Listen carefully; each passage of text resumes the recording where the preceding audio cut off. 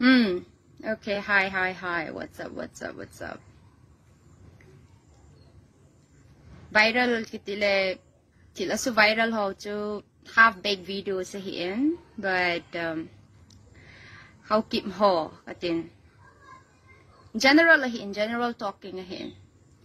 So ang I see win to associate che ovin to ahi a power hin vet sa agun hitele a kilomin. In song kitang ko wa hele kilomin. So let's see it's an gaya mihim hi the ball game no move na power na vet sa ziwa. They to he didn't approve may ding hi na katu say ho to adi hi na unproof che ding hi. So stay tuned, I'll update what they are doing, what the how keeps are doing. Katsunga nalanda no chu cha chu general talking hi sa Pauline lalle Michael mazatang thu ki say hi generally because both of them are how keep, so what ahiin no nong midang namdang thu na say kha lo yung chan gaya he imacha ki bol lo hiin til cho hi na let it slide kiti hin no an asin no luwa aban na hin bol bio hi. Stay tuned, I'll keep updating what they are doing. Let's expose Yoklan. Hi, what's up?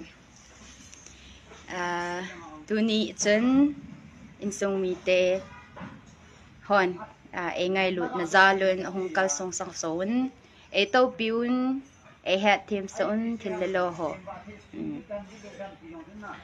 kakipa le azinge atungwa til tamta ka het lo zong si in ichi ho hi amma hon ola kangin het sauvin hilun ahin atungwa kakipa le azinge na hi dunia kasi nom chu isopiu ke ho dinga kasopiu how kipte lung kanasuunat chunga kanasuunat hile kilomen kalsulung ne etiong chu ka hetan he sa tawin insung miten ize chun lung ne heun kasai hele hi ize chun ngai dam ka hin thumin hi lagaw nat na the ti ho he aphangi pon ke ma jong thimo ka kisale zingin kaso piu mal ne hiwin ize chun lung na te heun lang ka chunga Hiti thu khat ka se hil chu ga lung na te hi ven ti chu ka hin se hi in ngai dam jong ka hin thu min hi I'm really sorry ta le hiti thu hi avela koi ma in se ki ta lo ding win jong ka hin tim so ke yo na hi. So peace, adios, bye bye.